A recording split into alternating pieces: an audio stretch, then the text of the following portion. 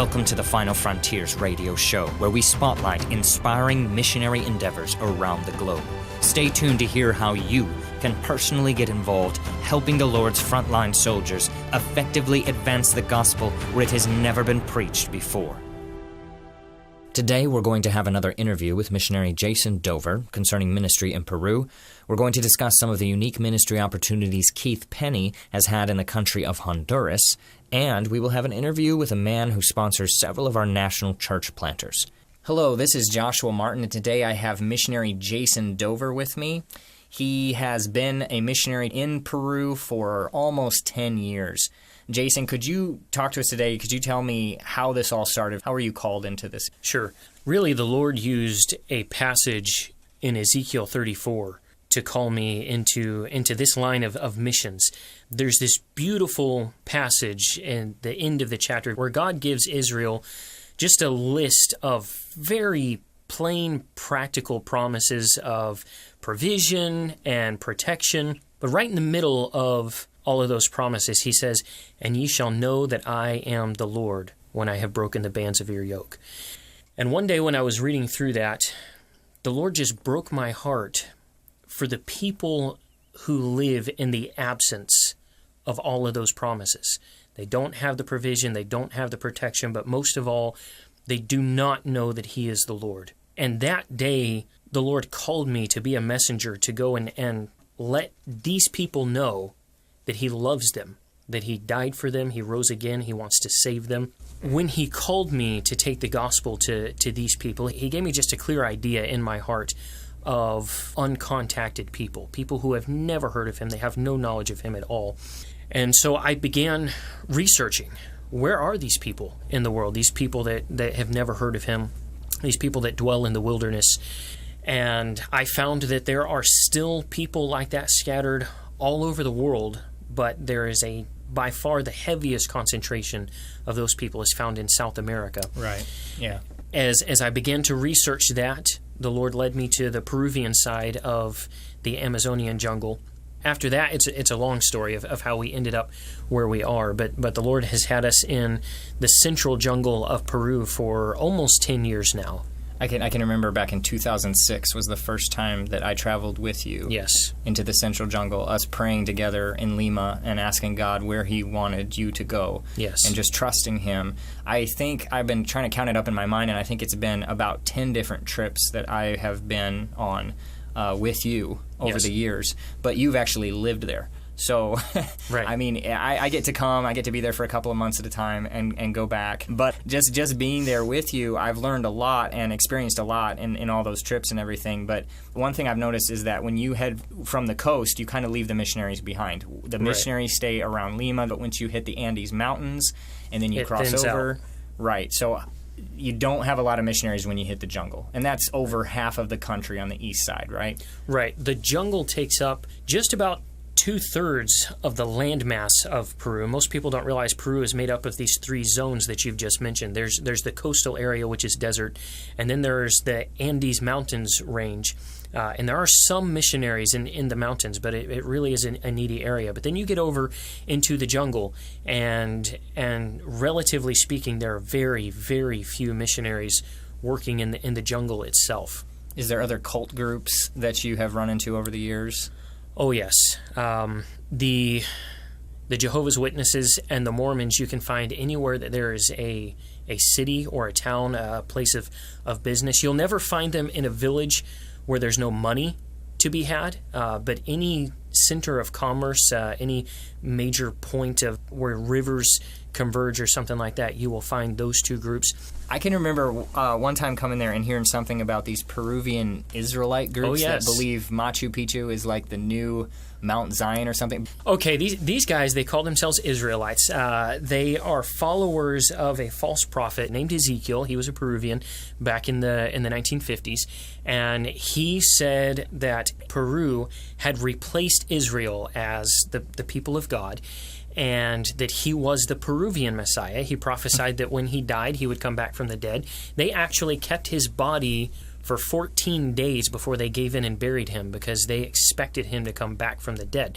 But today, there are still thousands of Peruvians that follow him. I remember you were reading a tract that was just mismatched scripture from all over the Bible stuck together. Yes. And then we actually talked to one of them, and they said, "Oh, brother, it's got to be here a little, there a little." I mean, like he was putting truth together, like gluing it together.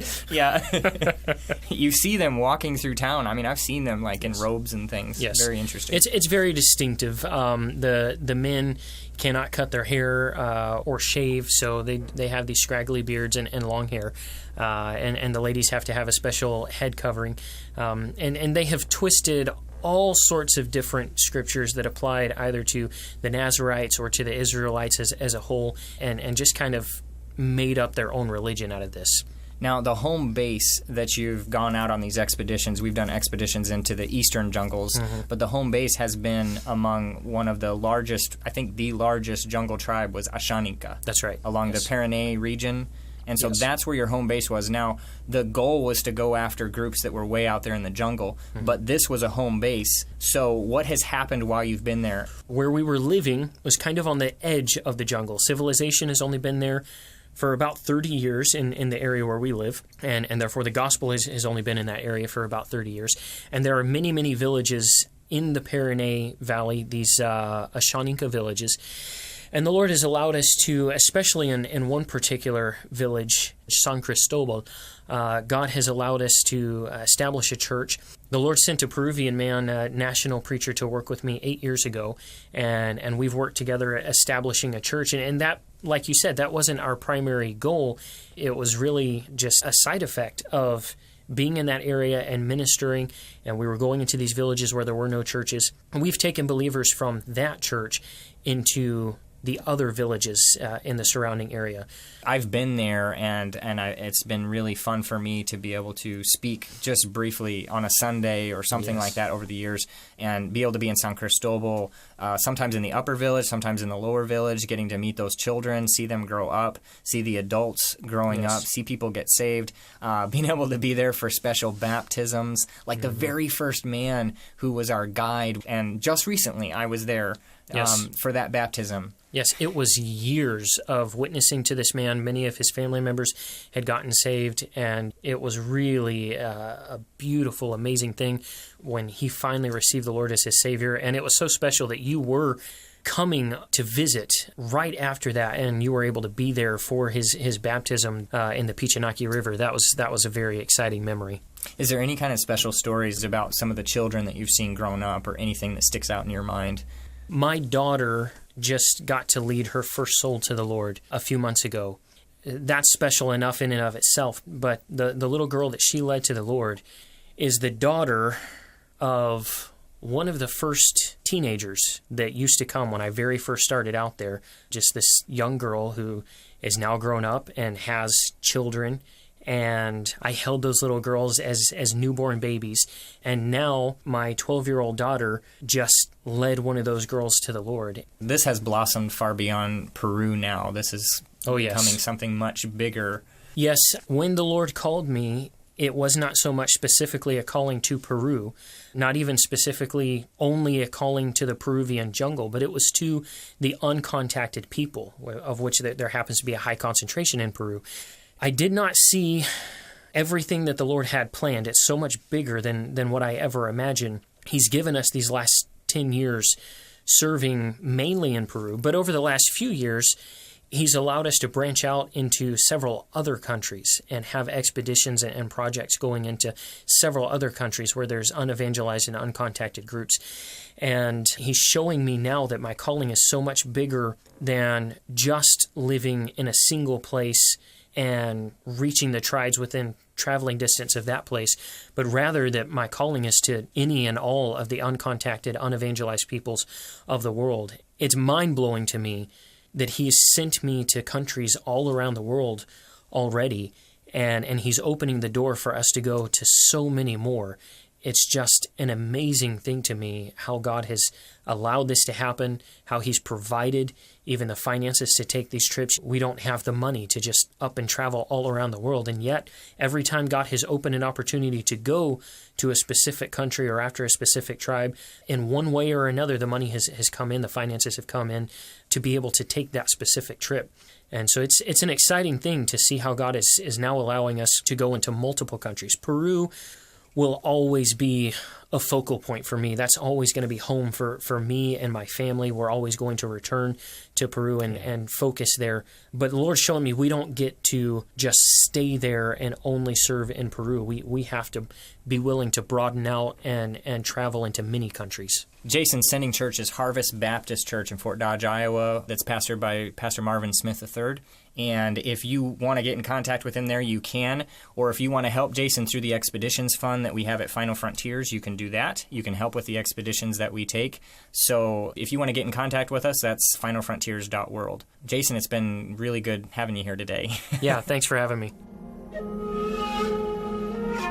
In protected jungles around the world, there are still over 140 isolated tribes that have remained completely uncontacted. Who will reach them first? Loggers and oilmen with their guns, or peaceful ambassadors of Jesus Christ bearing the good news of salvation? These last remaining dark territories on Earth are extremely difficult to penetrate. If you are interested in partnering with us to help fund these expeditions, visit finalfrontiers.world. Hello, this is Joshua Martin, and today I have Keith Penny here. He's a missionary in Honduras. Today we're talking about some more things concerning what it's like to be in Honduras, some of the sad situations there. I can remember when I was there, I got to go to Suyapa and places like Bartolo, and everybody, when they come on the visionary trip, they say, wow, they see the poverty there and everything, and you just, your heart goes out and you want to support this little girl or this little boy. You just feel so bad. And I can remember walking around those streets and getting to meet them and see how they lived. But there's a lot of violence, too, that doesn't get told, and a lot of things these kids go through, and they've got no advocate. They've got nobody to help them. Keith, you've lived there for several years now. Can you tell us some of the things you've been able to help with? Yes, the Lord opened a door of opportunity to assist the lady in our community. She works through the mayor's office, and she handles complaints. She actually investigates the complaints primarily by women, teenagers, and children, cases of violence. Initially, it was just basically to help her with transportation because, again, this is Honduras. This is not the United States. The legal system there is far different from the legal system here. Even though she has an official title and she works for the government through the mayor's office, she personally doesn't have a vehicle to drive. So she relies on maybe someone else in the community that can take her from point A to point B. So primarily what I was doing was assisting her with transportation. Okay. And then it transitioned from that to helping a couple of times where we recorded the testimony of the victims, which was used in court. And that was a very powerful tool. But for me personally, being a Christian, regardless of what the situation is, I'm always looking for that opportunity to share the gospel, right, to share the hope of Christ. And especially in situations like that, when the victim is devastated, going through such an extreme experience, to offer hope in Christ, He is our hope. And so that was an opportunity that the Lord provided. It gave us opportunity to work with these victims, and we had several come to the Lord as a result of that. One of them was reunited with her father. Amazing stories. You would say absolutely God's hand was all over that. Could you tell us just, is there any specific story? Well, I'll tell you about this one. Actually, they were sisters. One of them was willing to testify, and we got her testimony on video. The other one, she did not want to testify. She was only 15, and I could understand that. My heart was breaking for her, but at the same time, my heart was crying out to the Lord for help, that we can get this completed and get this issue resolved.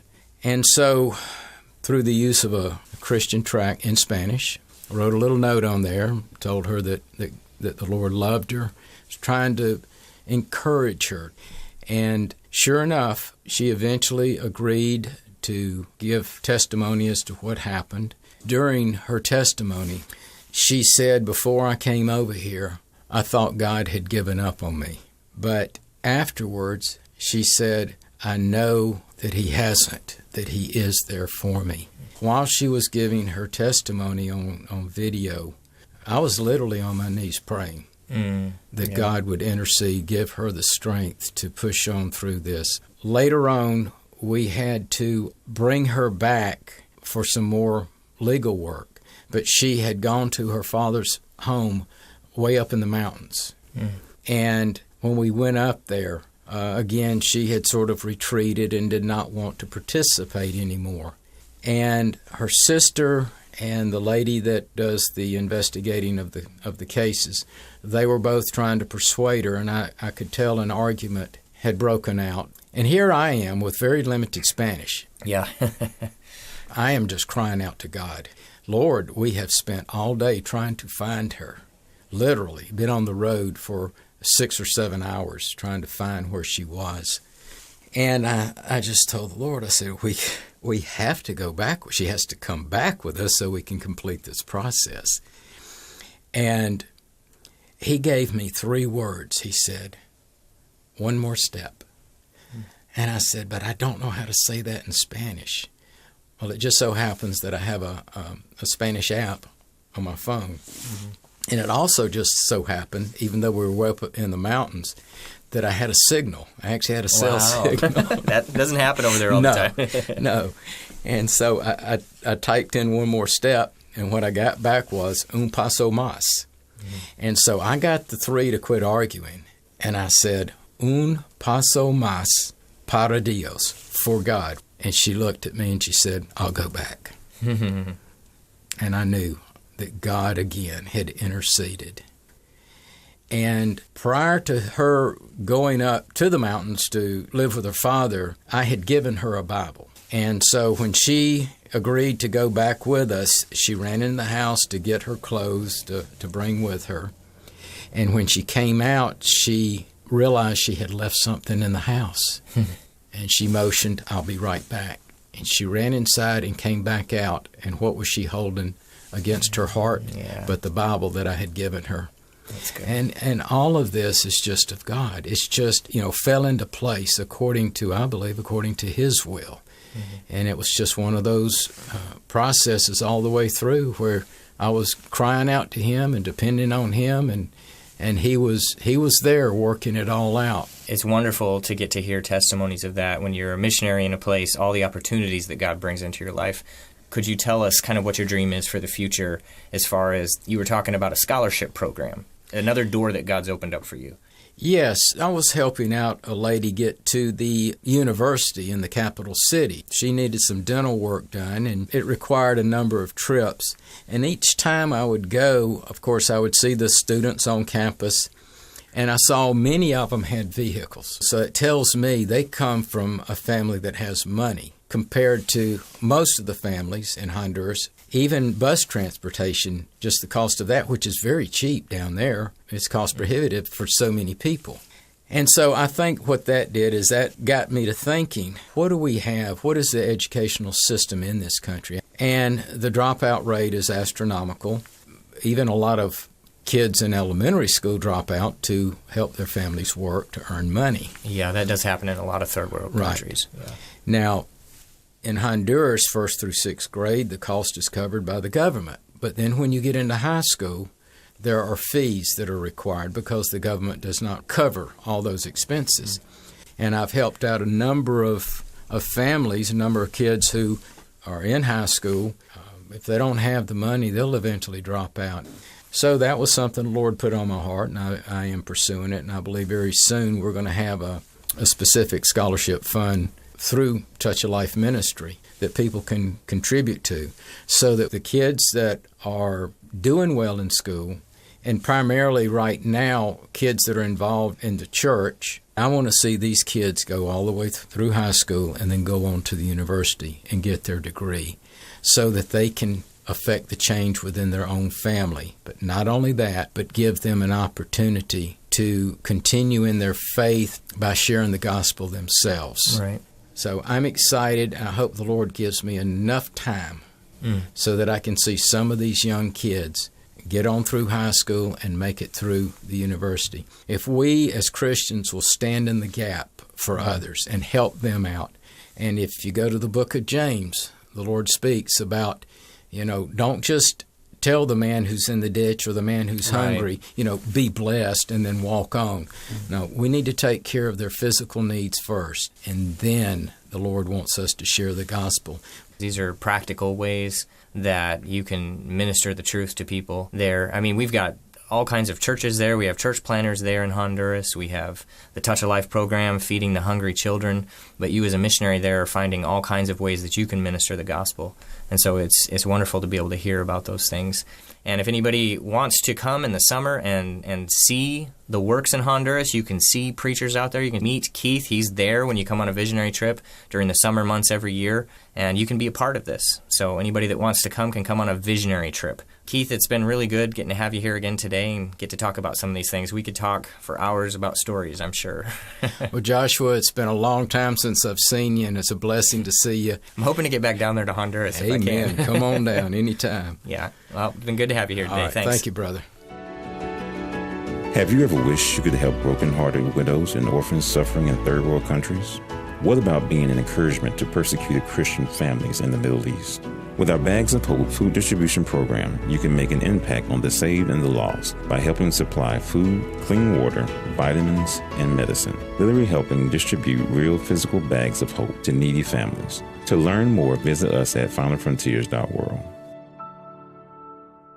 I grew up believing that a missionary was someone who looked like me, but went to preach to people who did not look like me, dress like me, or even eat like me. They were different. This misunderstanding has led many missionary families to return home.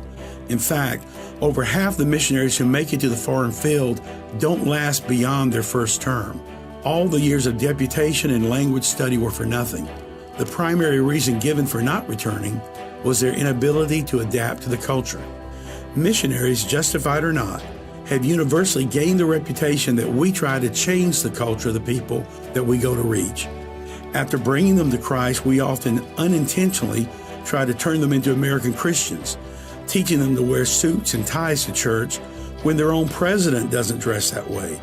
By example, we influence their clothing styles, musical preferences, eating habits, and ministry schedules. National churches are happy to meet in a house or under a tree until they learn that American churches have steeples. They are not distracted by babies crying, roosters crowing, or even the occasional dog sleeping at the pastor's feet until we teach them that they are supposed to be distracted by those things. When I believed that a missionary was someone like me who went to preach to those who were not like me, I was wrong. The problem is not that they are not like us, but that we are not like them. Paul emphasized this when he said, "I am made all things to all men, that I might by all means save some. And this I do for the gospel's sake, that I might be partaker thereof with you." In other words, Paul said, "I never tried to make you like me. I became like you so that I might become one of you and bring you to Christ." When all is said and done, we as missionaries should not have to endure other cultures. We should assimilate them. I'm John Nelms. To learn more about world missions, order a copy of my book, The Great Omission, on our website at finalfrontiers.world. On the mission field, national church planters work in groups to be more effective, but often lack the everyday tools they need to be more productive. If you cannot afford to sponsor an individual preacher, you can still help with our team project, which stands for Together Effectively Advancing the Ministry. This pulls together smaller funds to help with things like printing, buying bicycles, and providing emergency relief, and helping full-time church planters who are not yet supported. If you would like to join our team, visit finalfrontiers.world.